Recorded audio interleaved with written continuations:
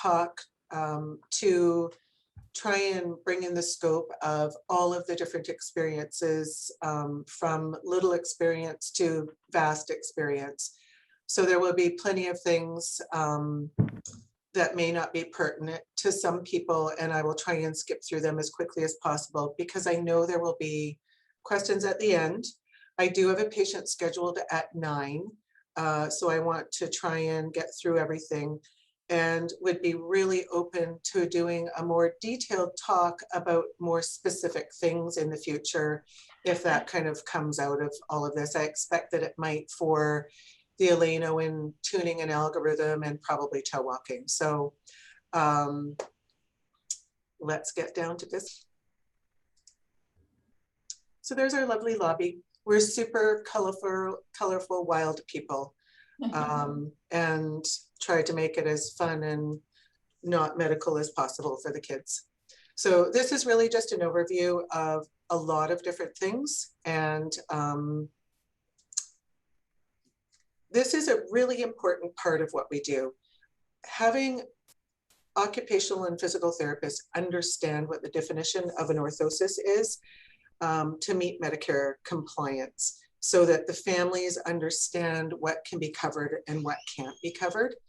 So the definition is that an orthotic is a rigid or semi-rigid orthopedic appliance that controls a limb or the trunk in more than one plane of motion.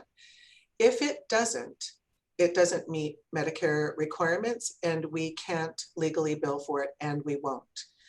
So something like Speo pants or a Speo shirt that doesn't have any supportive plastic that controls the trunk, it does not qualify.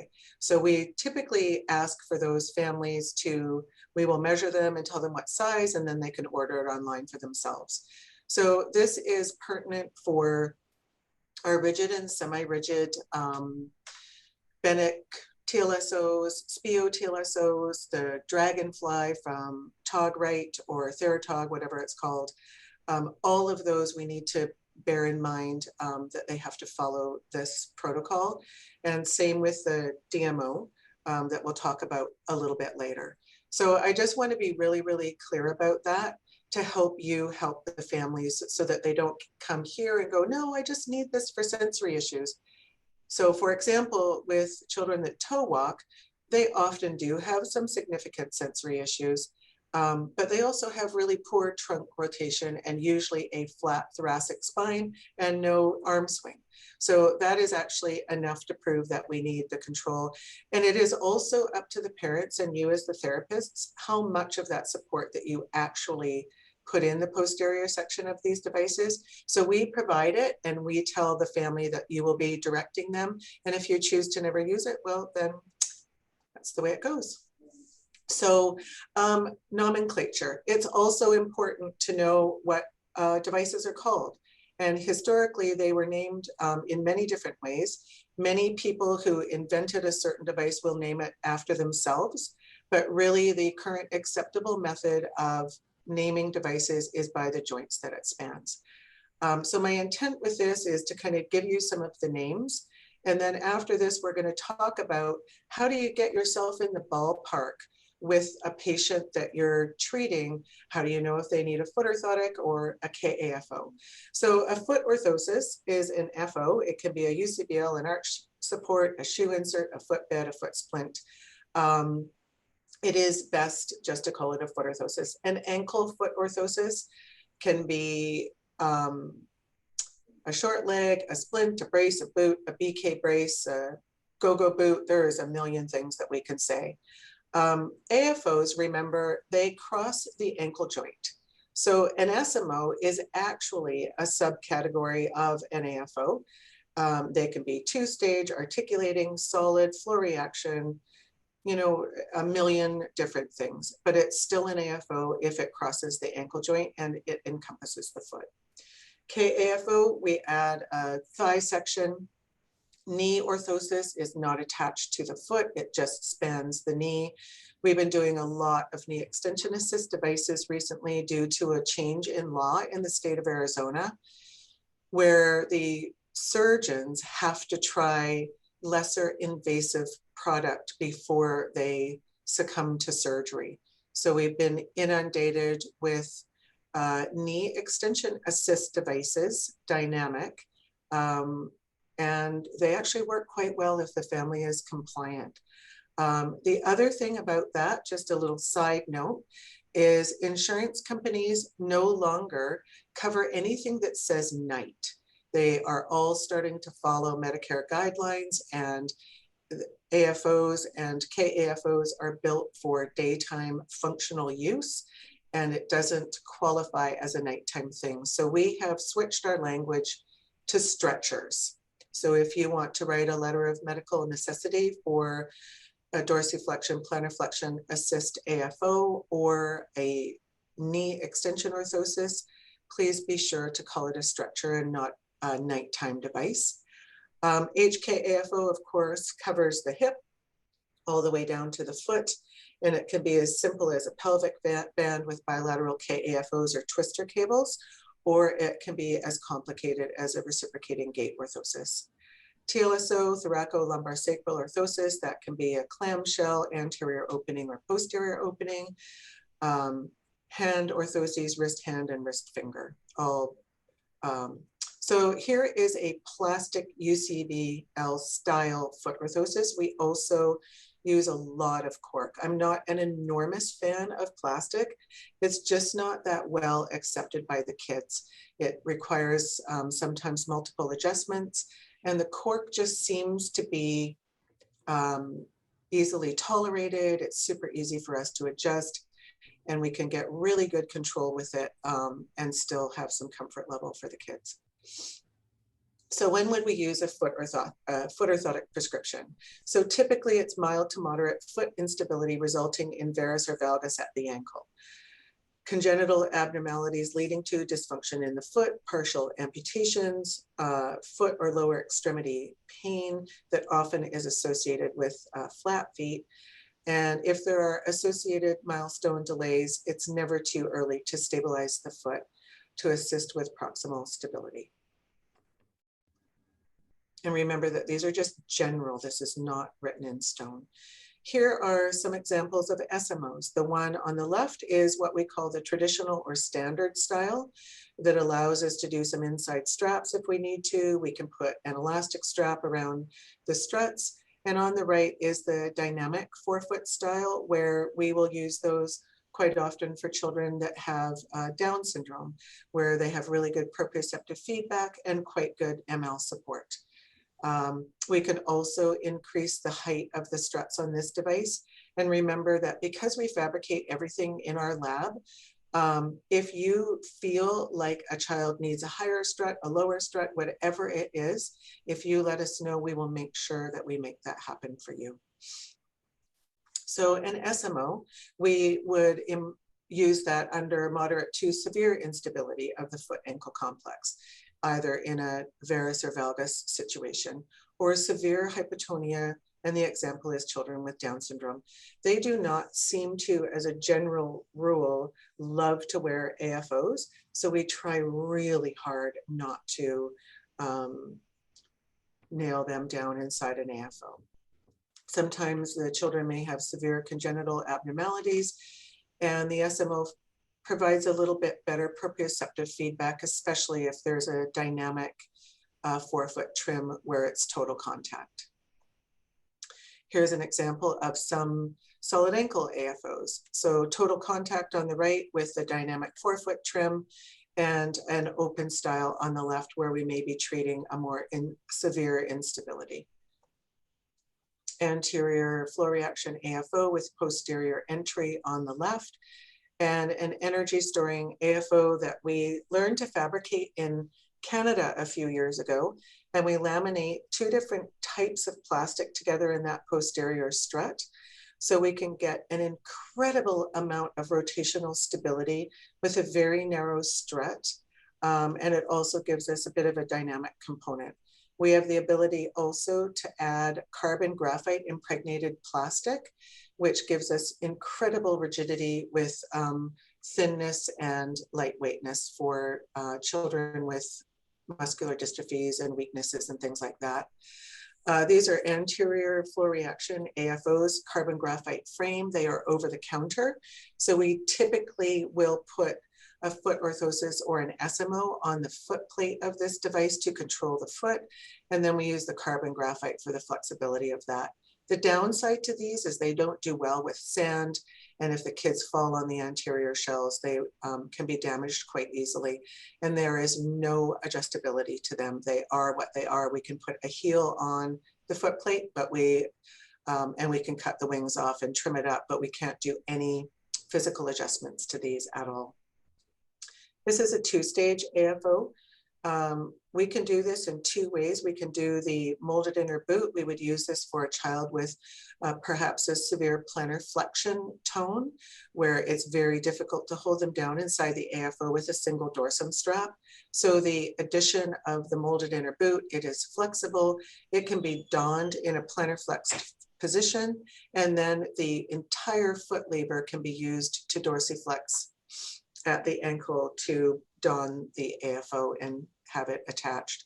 The molded inner boot also increases the surface area, so it allows us to hold the kids down with their foot flat inside the AFO much more easily and without significant pressure.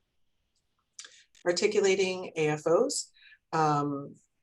We can make these in any style whatsoever. We can put a posterior stop at the back to reduce plantar flexion. We can keep them free if we need ML stability for some other reason. These are difficult for the kids to control typically due to poor motor planning. But if they have 10 degrees of range of motion, it's a perfect device for them. So we use an AFO when we see severe instability of the foot ankle complex that could involve long bone torsions, which of course we can't change with an AFO. We can use it for mild to moderate genuflexion and recurvatum combined with distal instabilities, weakness or tightness at the knee or ankle, or severe balance and proprioceptive issues. Solid versus articulating. This is always a big talk, but now that we have the advent of being able to tune the kids with a solid ankle AFO and allow them to incline the tibia in an appropriate motor planning way, articulating AFOs are not as favorable as they used to be for all of us, it feels like. So some things to consider are, what is the range of motion? If they don't have 10 degrees of range at the ankle in particular, the ability to use active plantar flexion, they are going to fall into a crouch gait without plantar flexion. And without the appropriate range of motion, they won't be able to advance their tibia, and then we will see other compensatory gait deviations that lead to, problems and pain possibly.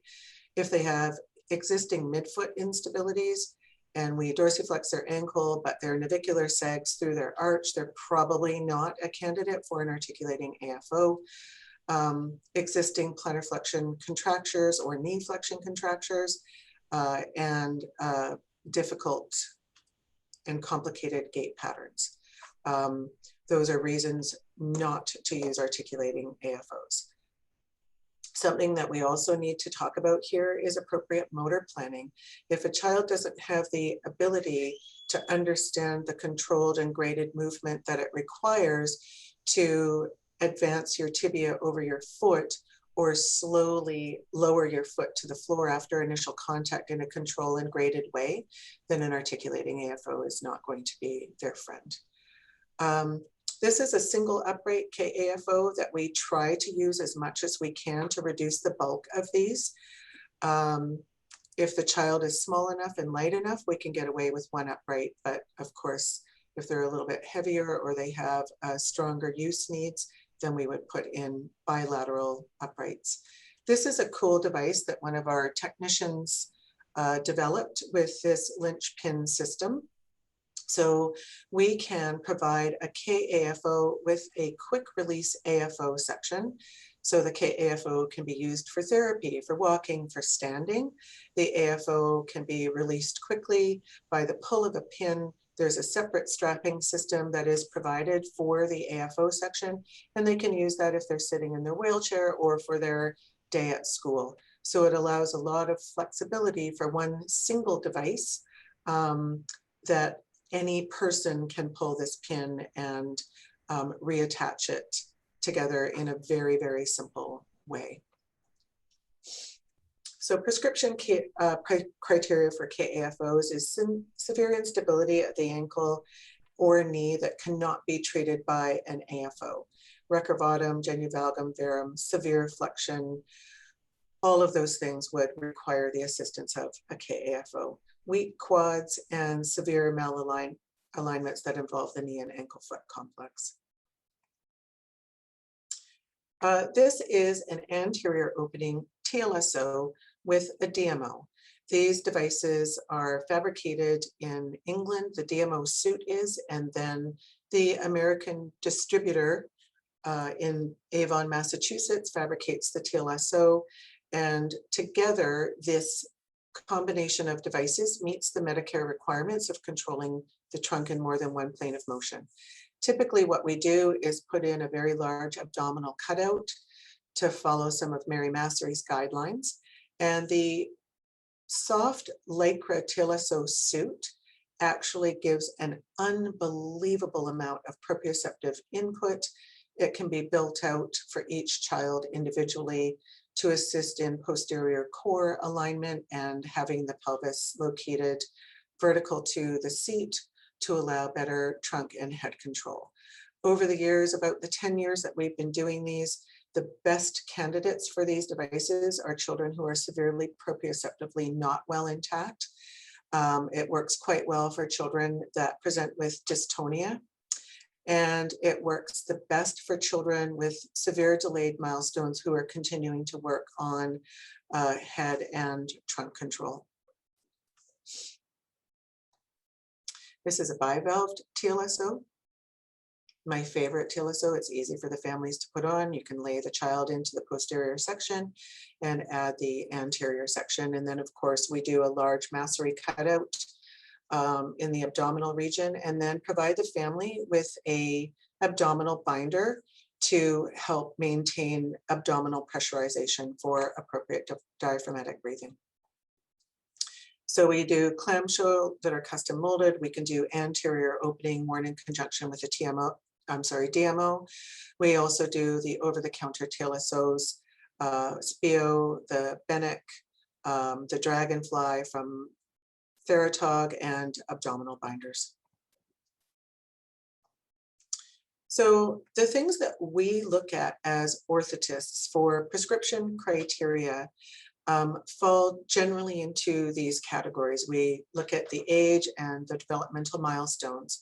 We look at weight and height, diagnosis, functional ability, and sometimes prognosis, the goals of the therapy team and the family, the range of motion at the joint in question, the strength, the joint integrity, and cognition is a really big deal. And not that we go judging the children for having limited cognition, but if we expect them to be able to go through extensive therapy with an extensive device on, I want to know that we've got a child that is willing to go with us because they understand how important this is. And sometimes I feel lately like a lot of surgeries, especially the Semmel's procedures, are being done on children. And then the rehab is so incredibly difficult, and it's so difficult for the child. So obviously we don't limit treatment for any child, but really want to take into consideration, are we actually torturing them or are we actually helping them? That's a really important thing to think about. We also, in our office, we look at ERD, IRD models, which I will talk about in a moment. And we'll also look at patterns for trunk lean and potential for developing scoliosis for children who are non-ambulatory and have really low tone core. So we want to look at all of that stuff. We also look at upper extremity, lower extremity, and the entire human.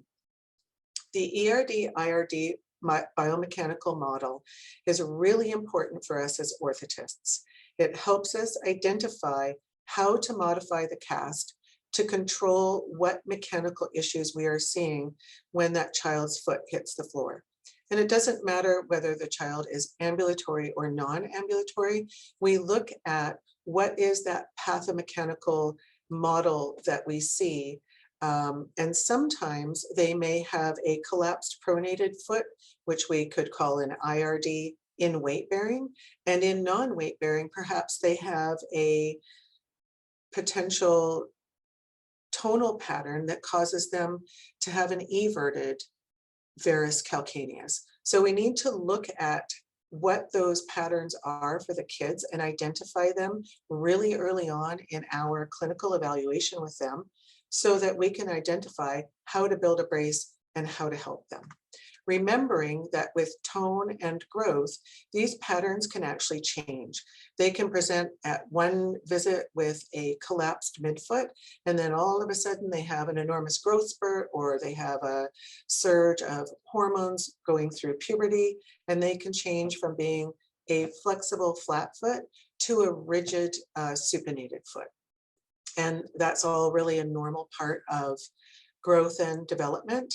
And it's not alarming in any way at all to us. The only alarming part is making sure that we identify that the pattern has changed and immediately change the forces in that AFO or KAFO or foot orthosis to directly control the deformity that we are currently seeing in the office. And you all know that Brett and I are huge communicators. And if we are seeing a change like this, you will be the first people that we will call and say, wow, we are noticing that they've had this enormous change in biomechanical model, and are you seeing it too? And are you seeing a growth spurt and an increase in tone? So the internal rotary pathway, if we just look at the foot part of this, pronation is actually a definition that has a triplanar component to it.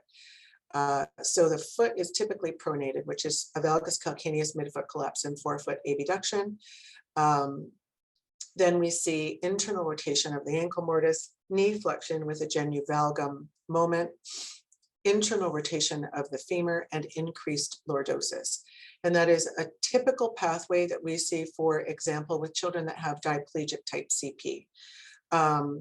Then we also have to look at, this would also be a pattern that would be created by a person who might be a W-sitter. And that can cause some significant long bone rotations. Remember that unless we attach a device to a pelvic band, we can't actually control bony rotation. So just keep that in mind as we talk along. This is a much better picture. The internal rotary deformity, the line, the center of gravity, the knee is medial to that. So it causes the genu-valgum inflection moment, and then the foot is usually externally rotated. Tibia is internally rotated with a valgus calcaneus midfoot collapse and forefoot abduction. So this is a really great example. This little boy has spina bifida, and he presents with a pretty obvious IRD pattern. The external rotary pathway is the exact opposite. Forefoot supination or verum, forefoot adduction and elevation of the midfoot with a varus calcaneus, external rotation of the ankle, genu recurvatum with a genu verum moment, external rotation of the femur, and decreased lordosis. And this is the typical example of this is perhaps a child with hemiplegic type CP with higher tone on one side, and they present with a retracted gait. So the exact opposite, the center of gravity is to the outside of the line. I'm sorry, the center of gravity is to the inside, causing a genu verum moment with recurvatum and the foot position that I've already mentioned. This is a little gal, it's a great example. She actually suffered an injury in a car accident, but you can see that she's got tibial verum, genu recurvatum, a varus calcaneus, and elevated and adducted forefoot. To control the IRD, we need to build a 3-point pressure system that works simultaneously inside the AFO. So this is what Brett and I do in the lab with the casts that we are physically modifying, all based on our clinical evaluation. So this is showing that we want to apply a distinct pressure to the ST, and it's not over the ST, it's we create a saddle around the calcaneus to support the ST, which is like the keystone of the bridge. If that is not supported, we cannot control what's happening with the calcaneus, and nor can we control what's happening with the midfoot collapse. So in the shadow, you can see that the other pressures are along the shaft of the fifth and the lateral aspect of the calcaneus. And here's a bird's eye view of how we build that control into the AFO, or the foot section of a device. Particularly on this patient, we would do an inside medial strap and a long lateral border that is cut distal to the head of the fifth, right at the sulcus of the baby toe. So here is a brace that is designed for a patient with an IRD. It exhibits an inside medial strap that helps to elevate the arch softly, a long lateral border, and we typically pad those. And sometimes we do a long medial border if we need to extend the toe lever, but rarely. So the ERD control is the exact opposite. We're going to want to elevate the perineal arch, depress the medial longitudinal arch, and create a long medial border that is padded to control the forefoot adduction. So here is the perineal support, comes right up through the lateral head of the talus, and we would then apply some pressure to the medial aspect of the calcaneus and the medial aspect of the shaft of the first. So here is the bird's eye view, and the trim line would be distal to the medial aspect of the first met head, trimmed right at the sulcus again. And here is a patient who had a residual clubfoot deformity with an inside lateral strap, a depressed medial longitudinal arch, and a long medial border. So I know that it's really hard sometimes to know if a device is fitting or not fitting. And the general rule is, if there is redness lasting longer than a half an hour, that person should be referring to their orthotist immediately. Any wounds like the ones that you're seeing on the screen here, some of it is surgical wounds, so don't get fooled by that. And just the way that the foot plate is fitting, there's no control for the forefoot abduction. It looks like the deformity has been incorporated into the device, and then the toes are hanging right over the end of the foot plate. None of those things are really very acceptable to us. It also appears to be very short proximally. So just some things to look for brand new PTs.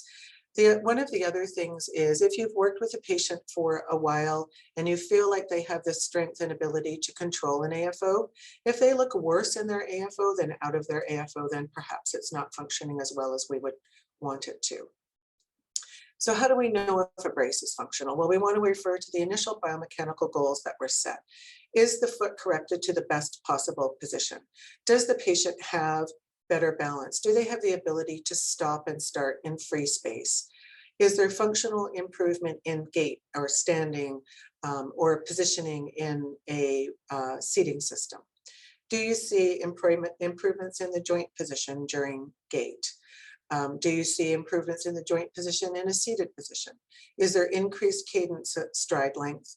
Is initial contact being made with the heel and weight shift is happening over to the contralateral side?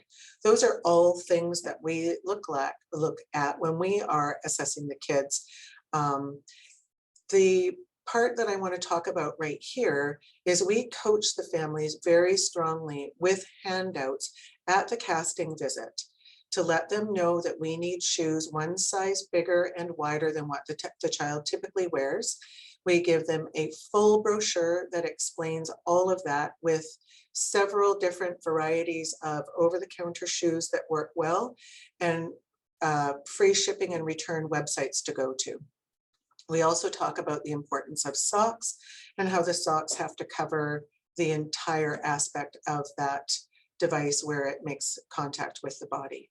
So if we don't have shoes at our fitting visit for a child that is ambulatory, we will either call you and say, hey, they didn't have their shoes with them. There was a bit of a glitch getting them shipped. Can you please watch for any crazy gait deviations? Or we will have the patient return so that we can actually physically see them walk themselves.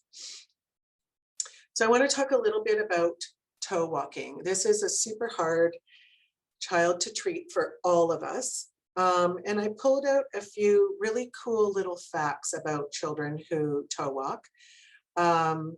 And we all know that toe walking is never a part of normal human development or growth. But we do see times when it is quite normal for a heel strike maybe not to be as solid as we want it to be. But this evidence is that heel strike should occur, let's count this, 22.6 weeks after independent gait. There should be full heel strike with every single step. So it is evident in very early stages of gait development, and consistent heel strike by 18 months is very typical. So all of those are really great stats to hold on to when we're asking how quickly do we start treating these kids. The earlier the better, of course, is the answer. So 22 months post-independent gait, a constant heel strike and arm swing with trunk rotation should be present. And it rarely is with children that have chronic and consistent toe walking. Equinus position at approximately 9 months happens when the child reacts to balance when carrying something. Once they've accommodated to this being in their arms, they should return to a flat-footed position. So this is really the only time in the literature that I could find that it was appropriate to have some slight equinus, but it obviously only lasts for a few steps. And there is no confirmation in any literature that toe walking is a normal variant of early gait pattern. So I know that this is all stuff that we already know, but this is legit research that's done. And so it makes it easier for us to explain all of this to families and other coworkers. Typical development sequence doesn't include consistent or persistent toe walking and should progress again to heel strike by 18 months and a well-established heel-toe gait by 3. The earlier that we can get to these kids, the easier it is to treat them. And often we receive referrals from fabulous PTs like your group, where you've done some incredible things with the kids during the physical therapy, and you can see that just physical therapy isn't going to stop this. And then you get them to us immediately, and we discuss what the protocol is going to be for treatment, and the kids do generally quite well. So I will provide additional materials to Jody with regards to the subjective and objective evaluations that we do. We have one that was given to us by Lisa Persaud, who is a physical therapist that only treats children that toe walk. Sadly, she is now retired. And the other one is an objective evaluation that I have written over about the past 19 years of symptoms that parents mention that they see when their child is toe walking. And it helps to look at all of the symptoms. So if there are things such as vision processing delays and we screen for that, we can send them to a developmental optometrist to have a full evaluation to see if vision processing is a part of the reason why they're toe walking. Want to move on next to the tuning of an AFO. Tuning and wedging sadly have become synonymous, but you can see with this algorithm as you work your way through it, and it's fairly complicated, you can come to the conclusion of whether you would use solid ankle or articulated, which we rarely use a tuned articulating AFO. We want to look at the angle of the ankle of the AFO is the very first thing that we want to look at. What is the range of motion at that child's ankle? If it's at -10, we have to set the angle of the ankle at -10. The next thing that we look at as orthotists is how much tibial inclination does this patient require to be able to advance their tibia functionally after making an appropriate initial contact with their heel. If they have a knee flexion or hip flexion contracture, that can increase the amount of incline at the tibia that they would require. So we look at all of this during our gait evaluation if the patient is ambulatory, and decide after looking at range of motion at the hips, including internal and external rotation, range of motion at the knee and ankle. We decide on the amount of tibial inclination that we will provide, and we set that up on the bench in the lab when we're modifying the casts. When the patient brings the shoes to the office for their fitting, we then do a final evaluation of what the gait looks like and may or may not adjust the amount of tibial inclination that we present with or that they present with, and often may reach out to you and say, the child is pretty unstable at the moment. As you gain strength and gait function, let us know if there are any knee flexion or extension or moments that you would like for us to treat. And I will send this in a better form to Jody so that you can see the whole thing. And if you would like me to, I will also send Elaine Owen's manual. It's quite a lot to go through, but it's pretty amazing. So this typically looks like a wedged AFLO.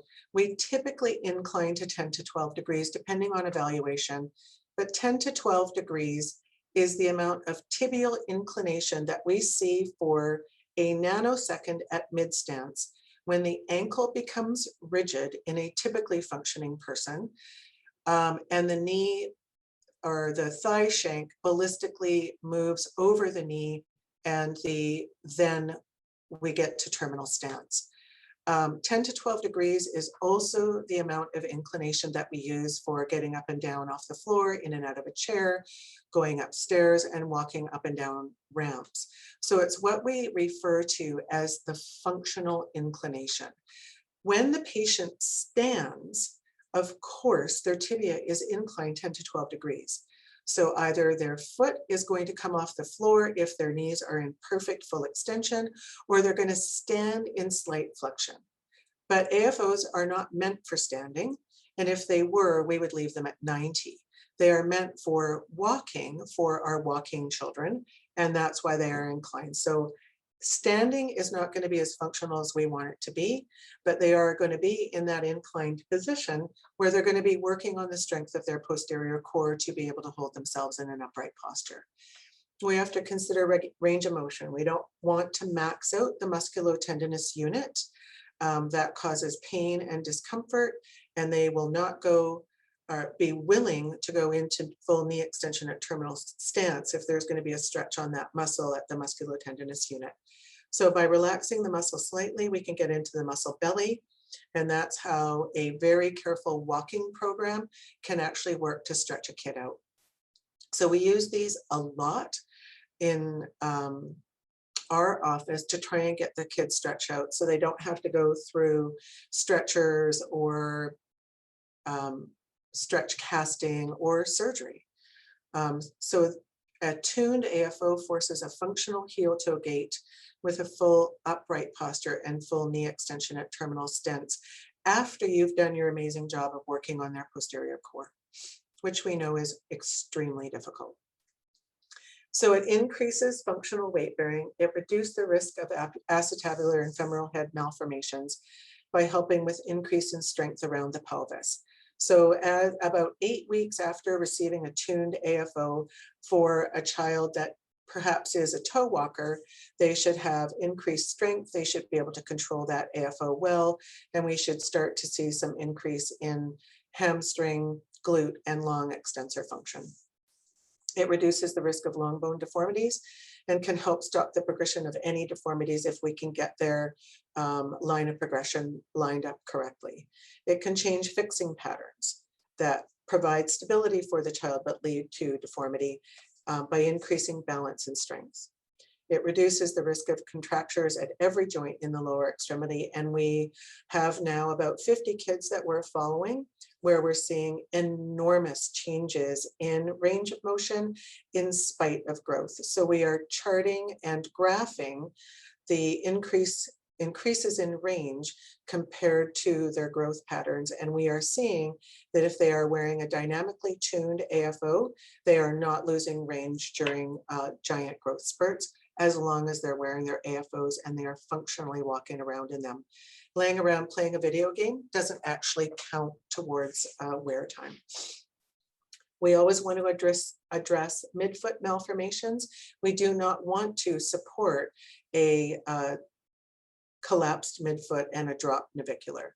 So if we have to control that midfoot issue with a little bit more plantar flexion, we will put a little bit more plantar flexion in the AFO. So the integrity of the midfoot is always in our consideration.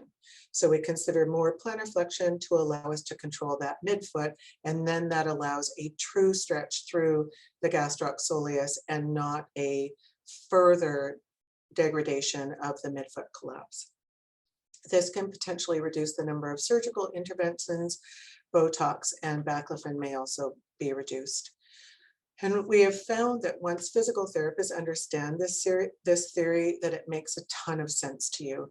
And we are always open for visits to our clinic, for further discussion, and for any phone call from any of you with regards to any patient. It doesn't matter whether they're our patient or not. If we can help you help somebody, we want to do that. This is the shoe guide. It's a copy of, and we've of course updated it and changed it here and there, but this is actually a copy of what the family gets, and it's also on our website, and we coach them at every single casting visit, so they are prepared for their fitting visit with socks and shoes. And this is also a sample of wear and care instructions. So every single time, whether a patient is a seasoned patient or whether they're brand new to us, we give them wear and care instructions verbally and in writing. Some things that you can do to help us problem solve for the families is if there is redness lasting longer than a half an hour, it probably means that there's too much pressure at that area of the device for their skin to tolerate. It often is not changed by different shoes or different socks. And we find that even though we tell families this a number of times throughout their fitting visit, they still struggle with this. They want to try and problem solve at home when pressure is pressure, and it isn't going to change if you give a break, if you change a sock or a shoe. So those are getting the kids back in and getting it adjusted as quickly as possible just makes for a better experience for the person who's wearing the device. So I wanted to leave just a few minutes. I have about 10 minutes for questions, if anybody has any questions.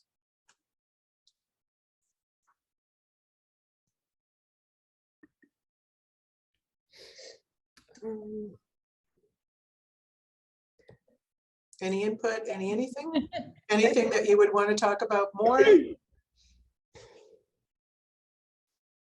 was a great presentation. Thank you for all that information.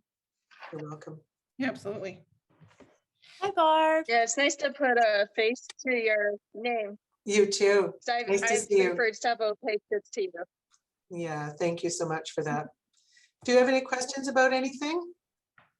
Hi, Barb. Hi, how are you?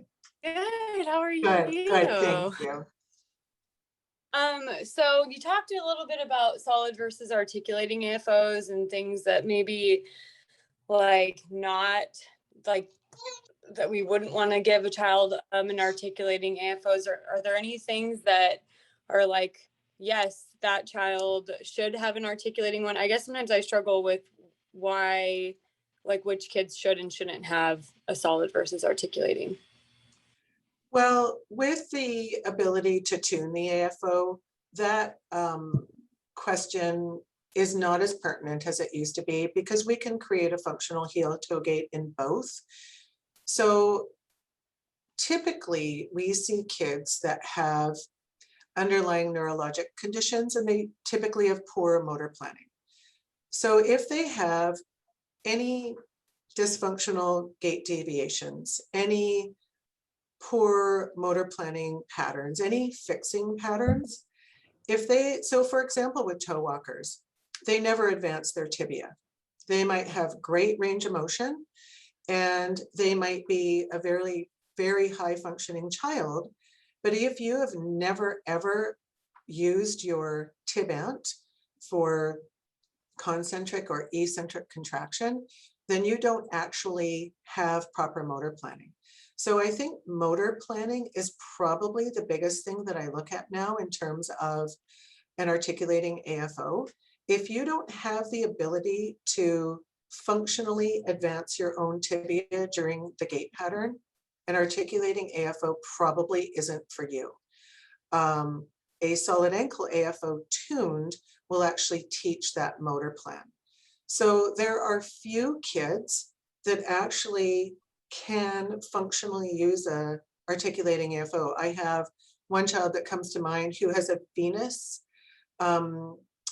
deficiency diagnosis that has caused some paralysis in one lower extremity, but he has the ability to dorsiflex and plantar flex. So he really has the articulating AFO just because his midfoot collapse is so severe.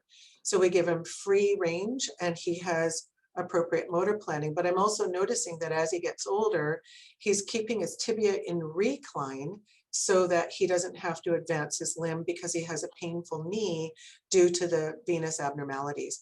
So it's really up in the air. Does anybody have any patient on their caseload who doesn't have a neurologic underlying diagnosis with motor planning issues? Probably not, right? And then how many of them actually have functional 10 degrees of range of motion that they can control? So if they don't have those things, putting them into an articulating AFO could actually cause them to have more compensatory gait deviations. But that is a really hard one. Yes, it is. I know. I have a few kiddos who like have them already from somewhere else, and I'm always like, I don't know if that's it, you know, like. Right. And so it is tough. At the last time that we went up to Chicago to see Elaine's course was probably 3 years ago. She did a study because somebody has taken her algorithmic theory and twisted it and flipped it and made it their own with an articulating AFO. So she did a study, a gait study with computer, you know, $1 million gait lab to look at if we tune an AFO with proper tibial inclination. If you do that with an articulating and a solid ankle AFO, you actually get the same result. So they don't actually use the joint if we tune them. So sometimes what I do, if a patient or a family is really determined to have an articulating AFO, or if a physician only wants articulating, I will tune it with a heel, and then it doesn't really matter whether it's articulating or not, and it meets the requirements that the physician has asked for. It makes the parents happy and they think that their child is progressing, because there's this whole misnomer that it's a progression to an articulating AFO, and it really isn't. It's just an AFO. So anyway, that's kind of sometimes how we get around. If they have an articulating AFO and it's not that functional, throw a little heel wedge under and see what happens. It might increase the function of that brace and everybody will be super happy about it. Thank you. You're welcome. Does that help? No, yeah, it does. Okay. Any other questions at all? I have a question. The AFO that it's a KFO and it has the quick release to the AFO. Is that just called a quick release, or is there another name for that? No, we absolutely just call it a quick release. Okay. And then I have a patient who we're really having trouble controlling the hips. I mean, with these orthotics, we're usually controlling the foot, ankle, knee, not so much the hips, right? I mean, she's got so much external rotation of the hips, and we're constantly trying to control that. But what would you recommend for something like that with an external rotation of the hips? Is femoral anteversion present?